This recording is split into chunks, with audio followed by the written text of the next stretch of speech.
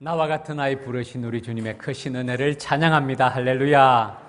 우리 옆에 분하고 이렇게 인사하십시오. 행복한 가정을 만듭시다. 행복한 가정을 만듭시다. 5월은 가정의 달입니다. 오늘은 어린이 주일이고요. 다음 주일은 어버이 주일입니다. 오늘 말씀의 제목이 믿음의 명문가가 되자라는 말씀으로 같이 은혜를 나누고자 합니다. 미국 동부에 있는 한 집에 이런 표지판이 붙여져 있습니다. 이 집은 작은 집입니다. 그러나 이 집은 위대한 집입니다. 이 집의 후손들이 미국을 빛나게 하였습니다. 저는 가보지는 못했습니다. 그래서 이거를 봤는데요. 누구의 집일까요? 요나단 에드워드라는 분의 집입니다. 이 요나단 에드워드 여러분 기억해 놓을 필요가 있습니다. 미국의 프린스턴 대학의 총장을 지낸 바 있고 미국의 대영적 각성기에 가장 많은 영향을 끼쳤던 분 중에 한 분입니다. 그의 아내 역시 훌륭한 신앙이었어요.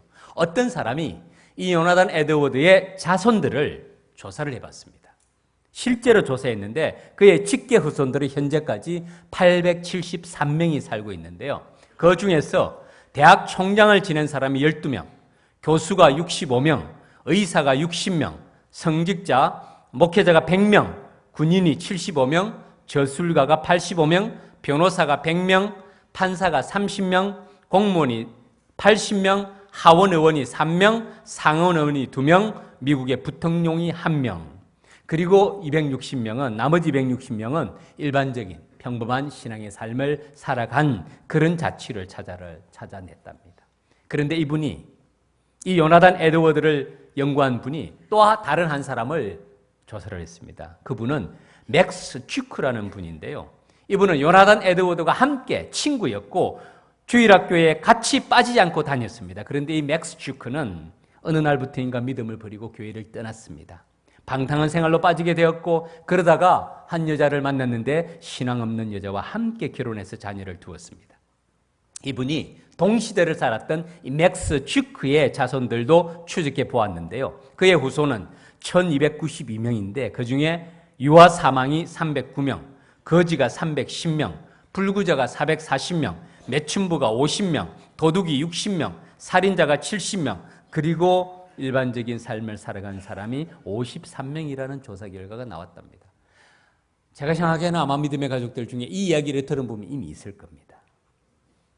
이미 이 요나단 에드워드에 관한 글은 참 많이 나왔는데 지금도 계속해서 이 요나단 에드워드에 관한 책은 새롭게 연구가 되고 새로운 책이 계속 출판이 되고 있습니다. 그리고 요나단 에드워드의 연구소는 세계 곳곳에 있는데요. 제가 한 번은 예일대학을 방문할 기회가 있었습니다. 그때 예일대학의 부속 연구기관이 바로 요나단 에드워드 연구소가 있습니다. 제가 방문해서 그 기관을 담당하고 있는 교수를 만나서 이런저런 얘기를 나누며 연구소를 둘러보았습니다. 그분이 하는 일이 어떤 일이냐면은 이 요나단 에드워드 목사님의 설교 원문을 찾아서 그 원문을 데이터베이스로 옮기는 일을 하고 있는 분이었어요. 그리고 그 요나단 에드워드 목사님이 실제로 사용했던 원문을 보여주시는데요. 빽빽하게 글을 써놓으신 그 설교 원문을 제가 봤습니다. 예일대학뿐만 아닙니다. 시카고 트리니티 그리고 우리 총신신대원에도 요나단 에드워드의 신학이라는 과목이 개설이 되어 있습니다. 사실은 여러분 지금의 요나단 에드워드의 이런 명성이 그가 살아있을 때 똑같았던 것은 아니었어요. 지금은 프린스턴 대학의 총장이라 그러면 세계 유수의 미국에서도 탑 대학 아닙니까? 그런데 그때는 초창기였습니다. 그렇게 명성이 높은 학교가 아니었어요. 그리고 요나단 에드워드 목사님도 목회를 하셨는데 그 교회에서 목사님의 목회 방향을 이해 못하는 사람들도 상당히 많았습니다. 그리고 말씀드린 대로 그의 저택도 대저택은 아니었어요. 그럼에도 불구하고 그는 자녀들에게 엄청난 영향을 끼쳤어요. 그의 자녀들의 이 살아온 계보를 추적해본 역사적인 이 자료가 말해줍니다. 뿐만 아니라 그는 미국 사회에 많은 영향을 끼쳤습니다. 오늘 가정의 달 어린이 주일을 맞이하면서 한번 생각해 볼 것은 이것입니다. 우리는 우리 자녀들에게 무엇을 가르치며 우리 자녀들에게 어떤 유산을 물려주기를 원하십니까? 오늘 본문의 말씀 다윗의 유언에 관해서 말씀하고 있습니다. 다윗은 두 가지 유언을 남깁니다. 첫 번째는 힘써 대장부가 되라. 첫 번째 유언이고요. 그리고 두 번째는 힘써 하나님의 말씀을 지키라 라고 말씀합니다. 제가 본문을 한 번 더 읽겠습니다. 다윗이 죽을 날이 임박함에 그의 아들 솔로몬에게 명령하여 이르되, 유언이죠. 마지막 유언이죠. 내가 이제 세상 모든 사람이 가는 길로 가게 되었노니, 다윗은 준비합니다. 피할 수 없는 마지막 길이 있다는 걸 알고 준비하고 솔로몬에게 남긴 유언이 이것입니다. 첫 번째, 너는 힘써 대장부가 되고. 힘써 대장부가 되라. 이게 무슨 말일까요? 그렇게 어려운 말이 아닙니다. 말 그대로 대장부가 되라는 말이에요. 대장부의 반대말이 뭐죠? 쫄장부죠. 쫄장부. 그러니까 쫄장부가 되지 말고 대장부가 되라라는 말입니다. 히브리의 원어의 의미도 똑같습니다. 장정, 남자, 사나이라는 의미고요. 우리말로 하면 사내 대장부가 되라라는 말에 동일한 의미입니다. 그런데 여러분, 다윗이 왜 이런 유언을 남길까요? 무엇이 다윗으로 하여금 솔로몬에게 너는 힘써 대장부가 되라라고 말을 하게 되었을까요? 한 사람이 생각이 나지 않습니까? 다윗의 일생 동안에 잊을 수 없는 사람, 결코 잊을 수 없는 한 사람이 있습니다. 다윗의 전임자라고도 말할 수 있고 이스라엘 초대왕으로 세움을 받았던 사울이라는 사람. 다윗은 그 사울을 결코 잊을 수가 없습니다. 저는 성경에서 제일 안타까운 사람 두 사람을 꼽으라면 신약에서는 가룟 유다입니다. 안타깝기 그지없는 사람이에요. 예수님과 가장 찍은 거리에 있었어요. 3년간 예수님을 따라다니지 않았습니까? 그리고 예수님을 따라 사도의 사명을 감당할 수 있는 너무나 좋은 기회를 가졌음에도 불구하고 가룟 유다는 이런 특권을 어떻게 합니까? 완전히 시궁창 속에 처박고 맙니다. 쓰레기통에 처박은 거예요. 그리고 예수님이 그를 보고 한탄하시면서 뭐라고 말씀하십니까? 차라리 나지 않았으면 더 좋았을 뻔했다고. 차라리 나지 않았으면 더 좋을 뻔했다고. 화가 된 대표적인 사람이 가룟 유다입니다. 전 이 가룟 유다만 생각하면 제가 가슴이 찡해져요. 나는 어떤가? 나는 어떤가? 우리는 어떻습니까? 주님의 이름을 찬양하고 주님을 위해 일할 수 있는 너무나 좋은 기회가 있는데 우리는 어떻습니까? 이런 기회를 우리는 선용합니까? 주님의 선한 도구가 되어서 선한 일에 쓰임받는 사람이 됩니까? 아니면 우리도 주를 위해서 일할 수 있는 이런 기회를 주셨는데 우리는 이런 기회를 쓰레기통에 처박고 있지는 않습니까? 가룟 유다를 보면 제가 생각이 돼요. 참 안타까운 사람이고요. 또 한 사람은 이 구약의 사울입니다. 사울도 마찬가지예요. 하나님께서는 이 사울을 통해서 이스라엘 국가를 세우고자 하셨습니다. 그런데 그는 완전히 실패합니다. 기록을 보면 사울은 키도 크고 이목구비도 뚜렷하고 잘생기고 능력도 뛰어난 인물이었습니다. 그리고 초기에는 참 잘했는데 갈수록 하나님의 말씀보다 백성들의 눈치나 살피고 자신의 공덕을 내세우며 결국 하나님으로부터 버림받은 사람이 바로 이 사람이에요. 마지막까지 정신을 못 차립니다. 자신의 뒤를 이어서 다윗을 세웠는데 이 다윗을 죽이지 못해 안달이 난 사람이에요. 심지어는 다윗이 자기의 목숨까지도 구해주는에도 불구하고 살려주었음에도 불구하고 그는 마지막까지 너무나 추하게 산 사람이 바로 사울입니다. 제가 어려운 질문 하나 드릴게요. 제가 1부 예배 때 이 질문을 하니까 너무 어려워서 아무도 대답을 못 하더라고요. 그런데 우리 2부 예배 때는 다 대답할 줄 믿고 질문을 드릴게요. 질문 1. 사울은 대장부였습니까? 쫄장부였습니까? 너무 어렵죠. 대장부였습니다 라고 말하는 분이 예배 마치고 자고 좀 만납시다. 제 설교를 안 들었든지 딴 생각을 하셨든지 쫄장부 중에 쫄장부가 사울이었어요. 키는 크고 이목구비는 훤칠하고 덩치는 크고 잘생겼지 모르지만은 속이 뱀댕이 소갈딱지만한 사람이 사울이었어요. 다윗에 대한 시기와 질투로 물불을 가리지 못하고 자신의 지위와 힘을 이용하여 치졸하게 죽이고자 노력하고 결국은 자기 자신과 자신의 아들들과 온 집안을 철저하게 멸망의 구렁텅이로 인도한 사람이 바로 사울이었어요. 쫄장부 중에 쫄장부가 사울이었습니다. 제가 말씀을 준비하면서 한 분의 글을 봤습니다. 그분이 대장부란 무엇인가에 대해서 참 잘 연구해 놓았더라고요. 4가지로 요약을 했습니다. 첫 번째로 대장부란 생각이 큰 사람이다. 맞죠? 생각이 넓은 사람이 대장부입니다. 두 번째로 대장부란 마음이 넓은 사람이다. 생각이 넓고 마음이 넓고, 세 번째로 대장부란 마음이 견고한 사람이다. 마음이 강한 사람이다. 맞습니다. 그게 대장부입니다. 마지막으로 대장부란 비전을 가진 사람이다. 다 맞는 사람. 이런 사람이 대장부입니다. 속이 뱀댕이 속알 딱지만 하고 쫀쫀하고 속 좁은 사람 대장부가 아닙니다. 다윗이 아들에게 너는 힘써 대장부가 되라라고 말할 때 이런 의미를 다 포함하고 있을 것입니다. 그러나 다윗의 유언이 이런 인간적인 차원, 도덕적인 차원, 관습적이고 인성적인 차원의 유언이었을까요? 저는 그렇게 생각하지 않아요. 다윗의 유언은 그의 삶의 경험에, 뼈저린 삶의 경험이 녹아 있습니다. 목동의 경험, 사자와 곰과 싸운 경험이 있고요. 전쟁의 경험, 골리앗과 1대1로 맞짱을 떴던 다윗입니다.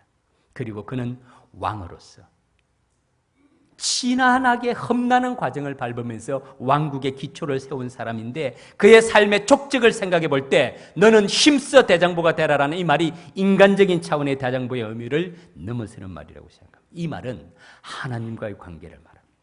인격적인 관계를 말합니다. 하나님과 동행하며, 오늘날로 말하면 성령의 열매 맺는 인격적인 성숙함을 갖춘 지도자가 되라는 말씀입니다. 그 말에 근거가 있습니다. 그 다음 두 번째로 유언이 무엇입니까? 이렇게 말합니다.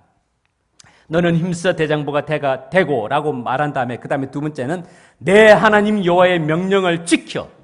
첫 번째로 명령을 지키라. 두 번째로 그 길로 행하라. 지키고 행하라는 것입니다. 그 법률과 계명과 율례와 정거를 모세 율법에 기록된 대로 지키라. 그리고 마지막 말씀에 그리하면 내가 무엇을 하든지 어디로 가든지 형통할지라. 두 번째, 힘써 하나님의 말씀을 지키라라는 말씀의 의미가 바로 이것이에요. 첫 번째 말씀과 연결됩니다. 대장부란 어떤 사람입니까? 힘써 하나님의 말씀을 지키는 사람이 대장부다라고 다윗은 말하고 있습니다. 두 번째 질문입니다. 이 질문도 1부 예배 때는 너무 어려운지 정말 대답하는 분이 없었는데 제가 2부 예배 때는 믿습니다. 자, 잘 들으시고요. 다윗은 대장부였습니까? 쫄장부였습니까? 대장부였죠. 정말 설교 잘 들으셨습니다. 예. 다윗은 쫄장부가 아니었어요. 대장부였어요. 어떻게 다윗은 정말 대장부가 되었습니까? 성경에 많은 증거가 있는데 날 새면서 설교할 수는 없잖아요. 제가 두 가지만 말씀해 드릴게요. 본문이 길기 때문에 제가 읽으면서 소개해 드릴게요. 첫 번째, 다윗은 사울의 목숨을 살려줍니다. 사울이 블레셋 사람과 전쟁을 하다가 어떤 사람이 사울에게 고자질합니다. 지금 다윗이 엔게디 광야에 있습니다. 사울은 지금 다윗을 죽이고자 혈안이 되어 있어요. 사울이 온 이스라엘에서 택한 사람 3,000명을 거느리고, 이 말은 정예군사 3,000명이라는 뜻이에요. 이스라엘 군사 가운데 뽑은 사람 3,000명을 거느리고 다윗과 그의 사람들을 찾는 게 아니라 죽이려고 광야로 나옵니다. 광야로 나오다가 사울이 길가 양의 우리에 이른 저 굴이 하나 있습니다. 이스라엘에 굴이 많잖아요. 사울이 뒤를 보러 안으로 들어갑니다. 발을 가리운다, 뒤를 본다는 뜻이거든요. 그런데 그 굴은 깊숙이 파여 있었는데 그 굴 안에 다윗과 그의 사람들이 그 굴에 숨어 있었습니다. 몇 명이나 숨어 있을 수가 있었겠어요? 작은 무리들이에요. 사울은 3,000명의 정예 군사를 거느리고 다윗을 죽이려고 하는데 다윗을 따르는 몇몇 사람들은 굴 깊숙이 숨어 있었는데 지금 사울이 혼자서 그 굴로 들어온 거예요. 뒤를 보려고.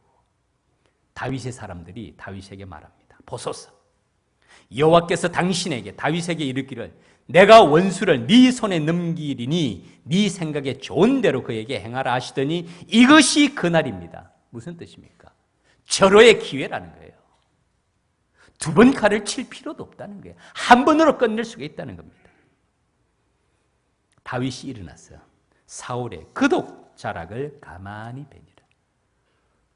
지금 사울이 자기의 그독 자락을 베는 것조차도 모르고 앉아있는 거예요. 그것을 보고 다윗과 함께 있던 사람들이 어떤 생각을 하겠어요? 자기를 죽이려고 온 사람들을 다윗이 지금 그독 자락을 뺍니다. 옆에 있는 사람은 어떻게 하겠어요? 자기가 죽이려고 하지 않겠어요?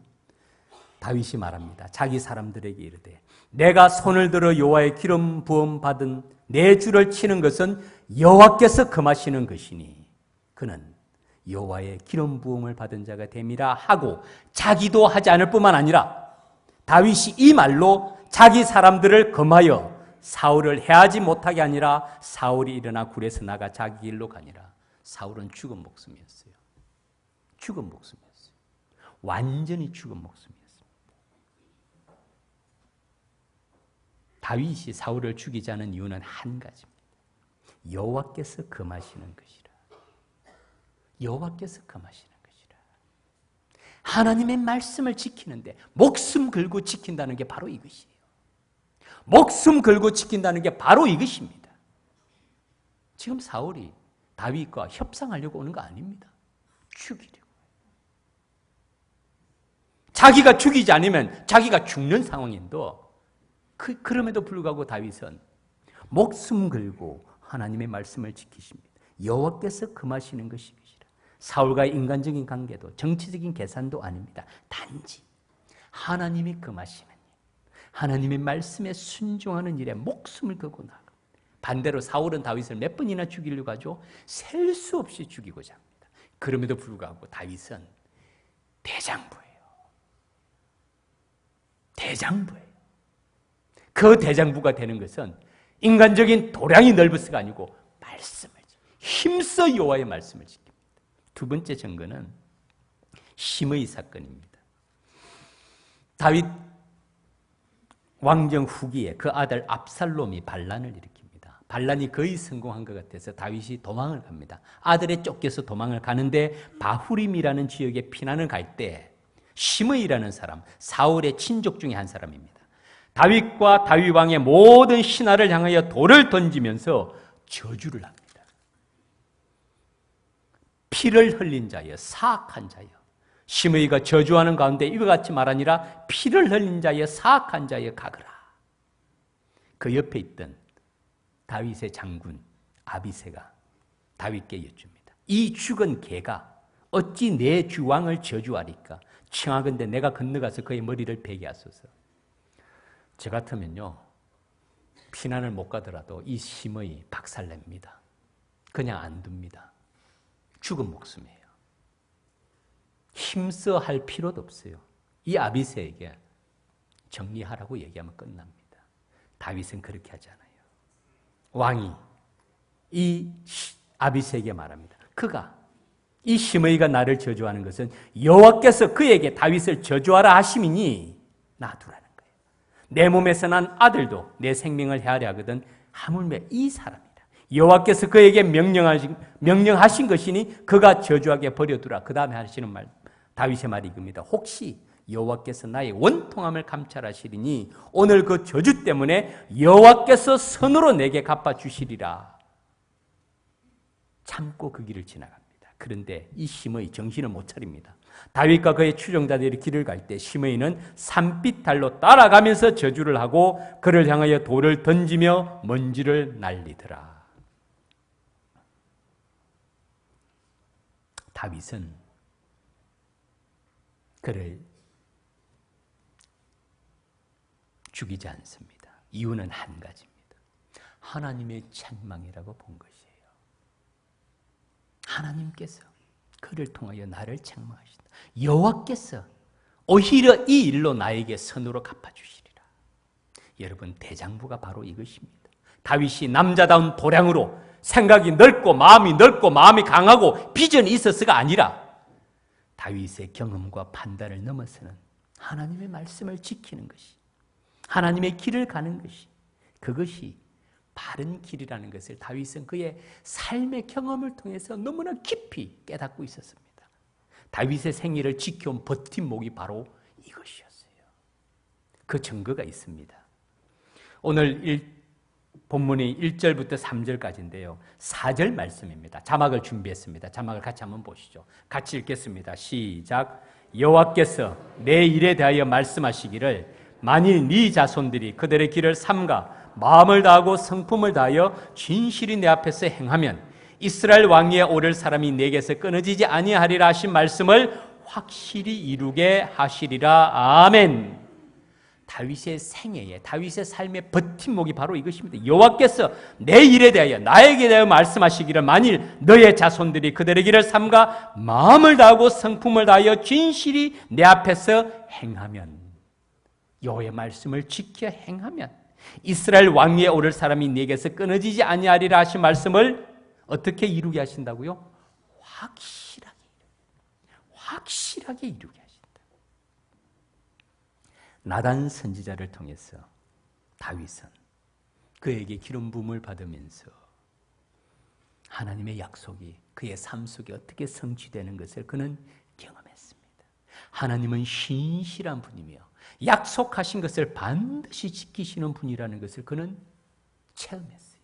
이런 하나님을 신뢰하고 의뢰하고 그 약속의 말씀을 목숨을 걸고 힘써 지키는, 이것이 다윗의 삶을 지탱해온 버팀목이었고, 그 가장 중요한 그의 삶의 버팀목의 내용을 다윗은 유언으로 솔로몬에게 전달하고 있는 것입니다. 하나님을 의뢰함, 성령, 능력, 그 다음 뭐죠? 성실, 그 다음 뭐죠? 평안, 그 다음은 공급, 그 다음에는 유혹에서 도우시. 하나님을 의뢰합니다. 하나님을 신뢰합니다. 하나님을 믿습니다. 하나님의 약속을 목숨 걸고 지킵니다 라고 말할 때 성령, 능력, 성실, 성실에서 민수기 23장 19절 말씀 여러분 기억하시죠? 자막을 준비했습니다. 같이 한번 읽읍시다. 시작.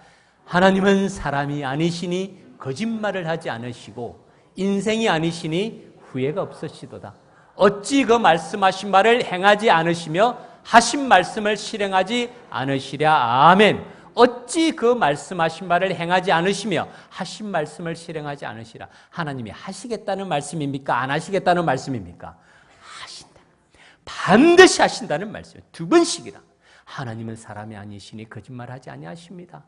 인생이 아니시니 후회가 없으십니다. 그래서 반드시 하신 말씀은 이루시는 분입니다.